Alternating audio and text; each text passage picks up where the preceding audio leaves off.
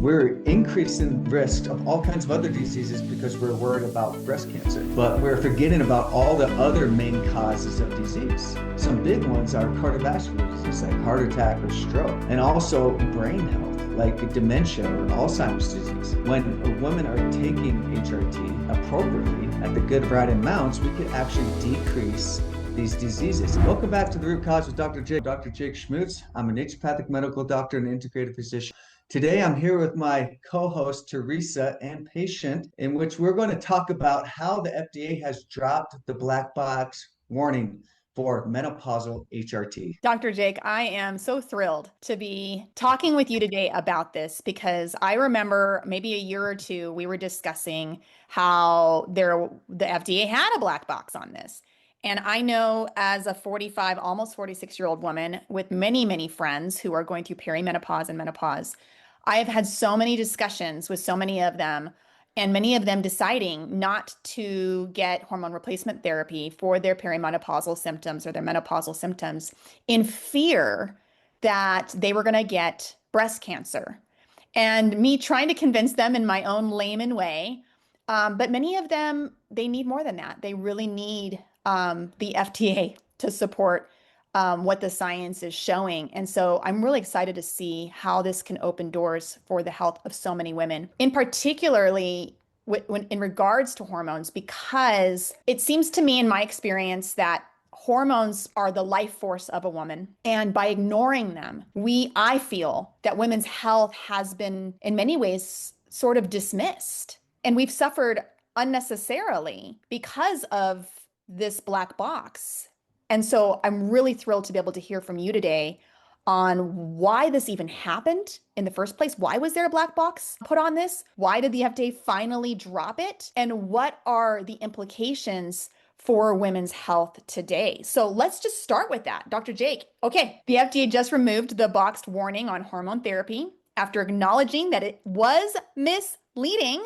How does this change actually? What does it actually mean for women? I think it's really exciting news that they've dropped this black box warning because a lot of women that want to follow the FDA, like you were saying, are not doing hormone replacement therapy, or they talk to me and be like, hey, what do you think about this? Or when I prescribe some hormones when they're having menopausal symptoms or to have some anti-aging effects from it, they're like, wait, doesn't it cause breast cancer? So I think it's really exciting that the FDA has actually dropped this, and it's going to make it much easier for me to talk with my patients about it and not have to dive into the research behind it. And a lot more women are going to get all the benefits that come from hormone replacement therapy. Now, for decades, women have been avoiding hormone replacement therapy because they told it was dangerous. How has this fear-based messaging affected women's health over the last, 20 years? What have you noticed? So, big thing that a lot of women started experiencing because of this is because there was word that they're going to get breast cancer. Is obviously the first one is they're having to deal with menopausal symptoms without getting the benefit of getting like a good quality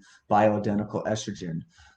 Like some various symptoms you can experience when this happens. Like a lot of women, as everyone knows, is hot flashes can happen. Not all women have them severe, but some get them really severe, and affects their sleep, affects their energy levels, affects when they're whatever they're doing in their life, they get this huge hot flash.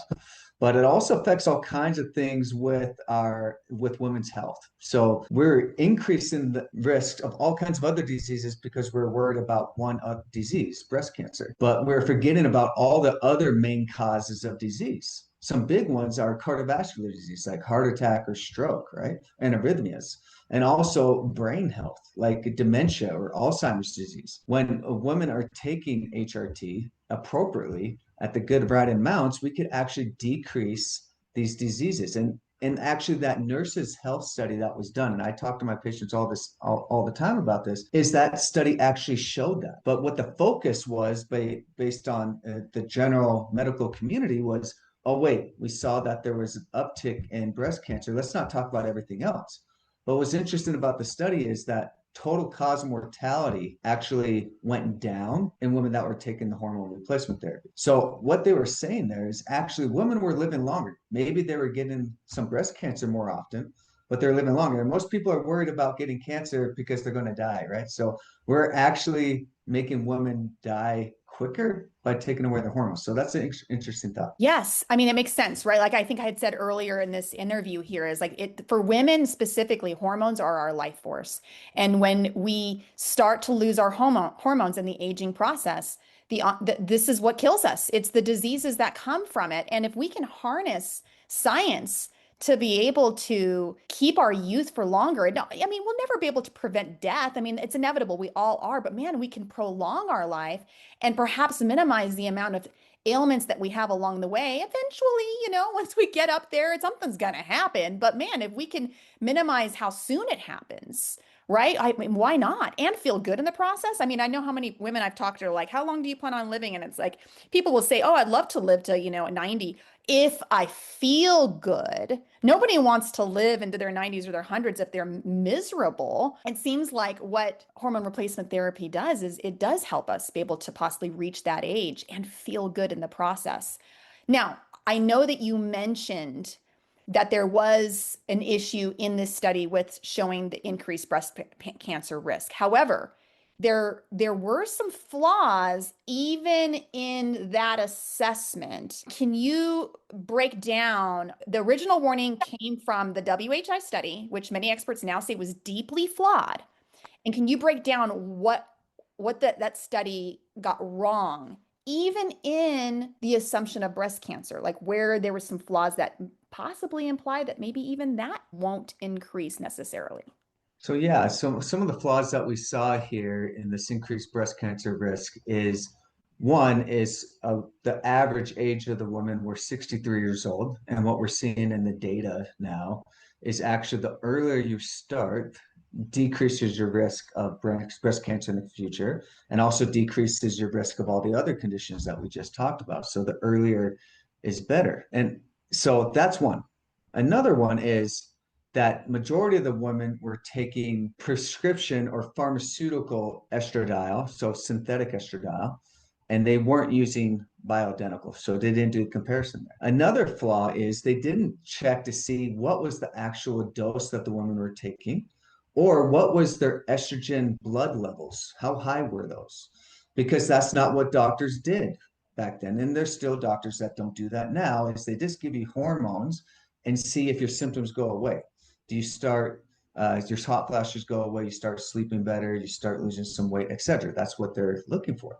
But they're not looking at the specific numbers. So a lot of little flaws there are a huge thing because we look at all these levels, we could greatly decrease the risk of breast cancer. We keep the levels low range on your blood work that actually has the health benefits and the anti-aging benefits.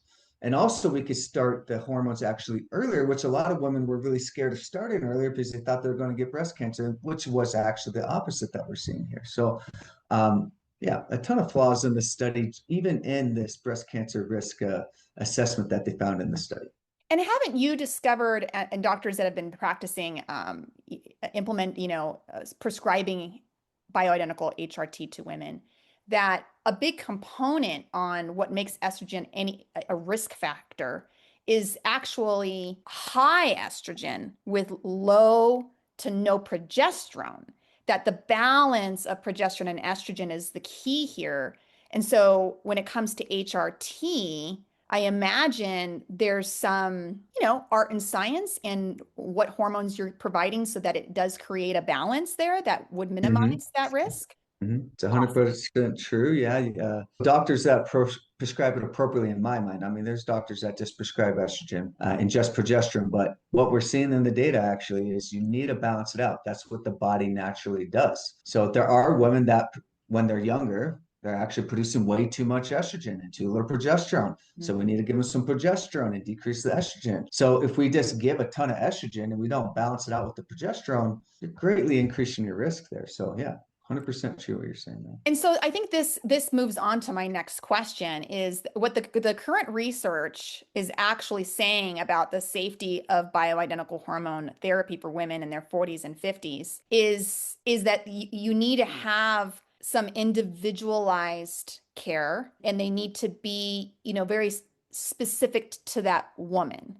So what are some of the things that you look at when a 45 to 55-year-old woman comes in complaining of perimenopausal or menopausal symptoms before you just start prescribing her hormone replacement therapy. So it's really exciting news that they're actually saying, hey, we need to prescribe hormones on an individualized basis, because that's not what a lot of our general medicine says, right? We put it all of us are in the same cookie jar. It's no, we're not any different, and every medication is prescribed the same for every patient. So I love that they're actually saying this regarding hormones, because they're seeing it in the literature that that's what needs to be done, because some women, they might have menopausal symptoms, but their estrogen might be pretty decent. And actually, the real issue is that they have low progesterone or testosterone. Or some women have really healthy progesterone, but their estrogen's really bad.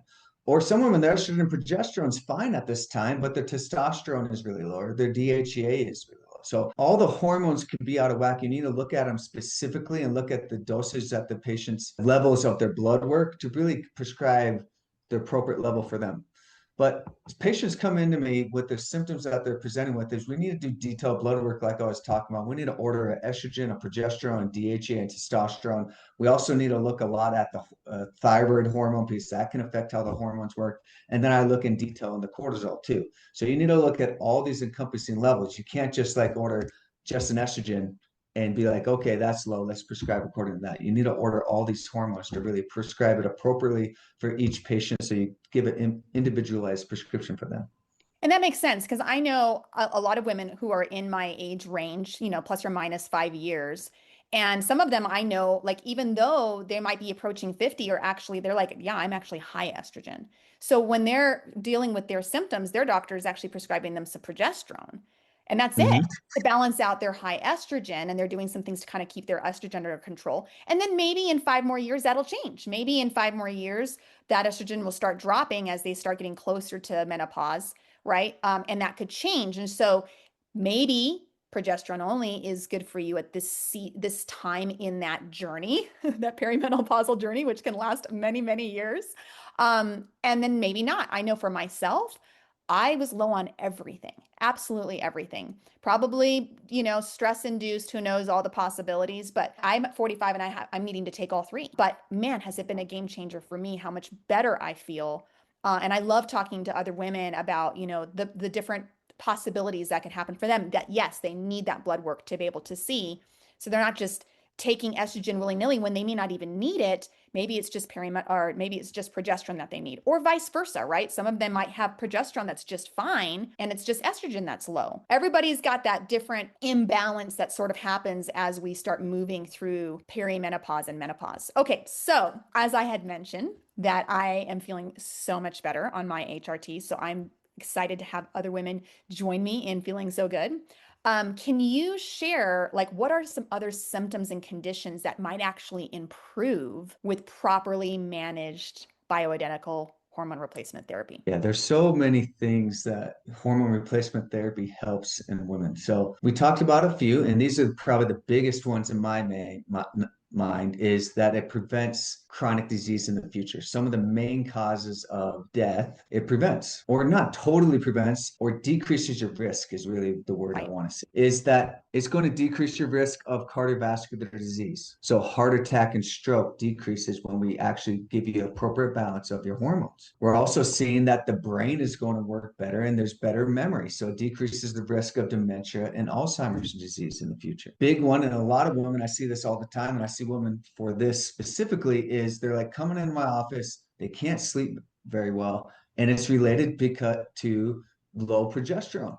So I see this all the time. Probably many of you listening to this is like, yeah, women turn about 40, 45 years old. They start having a little bit of sleep issues going on, and it just gets worse and worse. And that's because of that low progesterone that's happening there. Or sometimes that big imbalance, right? Low progesterone, really high estrogen. Estrogen excitatory stimulates the brain too much, and that can lead to poor sleep quality. And weight gain happens. I'm sure you can kind of look at most women and be like, okay, they're postmenopausal because they get more of the apple shape. They don't have that hourglass figure anymore because the fat accumulates in the abdomen and the hips when we start getting too low of estrogen and progesterone. So we can actually help with metabolism and removal of the fat in these areas by giving appropriately balanced hormones, estrogen, progesterone, DHEA, and testosterone. I know all of the above. I've experienced the benefits from all of it. I mean, obviously, I don't know where I stand with cardiovascular risk or anything like that, but I don't have I don't feel any heart issues, but like just other symptoms. I'm sleeping better. My brain's working better. I feel less anxious. I feel more energetic. All of those things I feel right away. Okay, so I think we've covered a lot of it. I mean, you tailor the hormone therapy for each patient and you look at, individualized doses. Obviously, you also like listen to the women as far as like what their symptoms are and you adjust from there. For somebody who at this point is like listening and going, oh my gosh, like I don't want to continue watching this video. I need to like schedule something now. How could they be able to get a hold of you to possibly get some blood work, and get on a conversation about HRT? Yeah, if you want to set up an appointment with me, you could call our phone number, 801-676-9876. You could also click the link below and schedule it directly from a website there. Wonderful. All right. Now, are there women who should still be cautious or avoid hormone replacement therapy? And what screening do you do before prescribing it? Yeah, there's women that definitely should be cautious with taking hormone replacement therapy. Before I dive into there, probably the biggest thing that I forgot to say about the benefits of hormone replacement therapy and prevent is fracture risk. So osteoporosis is a huge one. So if you start hormone replacement therapy early when your estrogen's actually starting to go low, we could greatly decrease bone loss as you age and decrease fracture risk, which is a major cause of death in the future too. So huge one that I wanted to talk about there. So next, yeah, so women that I want to be cautious, if you do have like maternal grandparents that maybe have had estrogen positive breast cancer, especially at a young age, like they had it in like their 50s or maybe low 60s even, you might want to be a little bit cautious there and pay attention.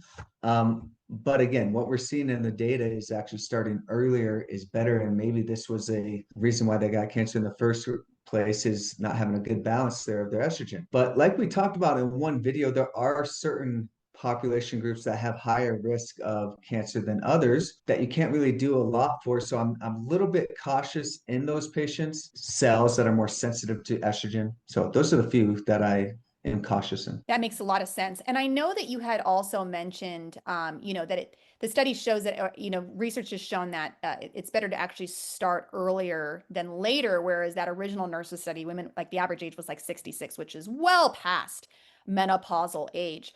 What age range do you recommend for, I mean, obviously there's exceptions to the rule, but just in general, most women to start HRT in order to prevent breast cancer and other diseases? So the general age is about 45, 50 years old, but every woman's a little different. So we come in, we order their blood work because there's women that are 45 and their hormones just look awesome right now. So I'm not going to prescribe hormones when they're like that. But there's other women that are 40 years old and their hormones are in the toilet, right? The estrogen, progesterone are all really low. So we need to prescribe according to that. But like we're saying in the data, the earlier you start, not like way early, not in your 30s, but when you first start your menopausal symptoms, and your hormones start actually getting low, is the time to start. And I would even think that it's helpful for any woman, no matter what age they are, to maybe go at least and get their hormones checked to get a baseline. Like knowing what your baseline is, and maybe you're doing great, and it's like, okay, you are doing great, and this is your baseline. And then getting it checked every couple of years to see how things are looking. And that way, I mean, you might be feeling like garbage, and maybe they're not at standard perimenopausal levels, but for you, they're actually a lot lower than what they used to be. Maybe it can be confirming that you're not crazy, like you're dealing with the beginning stages of hormonal decline, and maybe some herbs or something like that might be helpful. You're not maybe not ready for hormone replacement therapy, but there might be some other things that your doctor can help you, start taking to help just keep your body going and doing what it's supposed to do naturally. All right. Yeah. What should women ask their doctor if they're considering hormone therapy, but they're unsure who to trust? Yeah, so a big thing that I would ask, and I see there's a lot of doctors and NPs that are prescribing hormones, and a lot of them are, in my mind, prescribing way too high of doses and going a little crazy with things like people that are prescribing testosterone and putting women in like 200 range, getting their estrogens up in the 150s, progesterone's up into the 30s or 40s. This is like blood numbers, which is crazy. So really what I would do is say, hey, what is your training and background in hormones? And also, do you try to do the lowest dose possible to get the benefits that actually keeps my levels in a good range for anti-aging medicine? But you're not focusing on just helping someone bulk up or get really strong or whatever, or have really high libido, these type of things that a lot of hormonal clinics are looking for, because you still will get these benefits, but you don't want to go way too high because it could be lead to a lot of health detriments in the future. So too high of hormones is a problem. It's about the appropriate balance. So go to a doctor that actually has received education on hormones, that knows how to prescribe it appropriately and looks at all the levels that I talked about, right? Estrogen, progesterone, DHEA, testosterone, cortisol, and thyroid. You could ask your doctor, do you look at all these things? And if they sound like they don't know what they're talking about, probably be, you need to move on there. Wonderful. Thank you so much, Dr. Jake, for your expertise. And for women who are watching this, if you've been feeling dismissed by your providers, and you want to get started in hormone replacement therapy, or at least start looking at your hormone levels and just seeing if it's even something that would benefit from you, you can be able to schedule with Dr. Jake. It doesn't matter what state you're in. He's able to work with you guys virtually. He can order the labs and you can go to your own local lab to be able to get the things done or mail some stuff into you. And so we do have a link down in the show notes here to schedule a free 15-minute call with him to chat about your questions and concerns and to get that ball rolling. Or you can also call him at the number down in the description box below as well. Dr. Jake? If you're ready to learn more about HRT and women's health, click my video to the right. I'm Dr. Jake, and I'll see you there.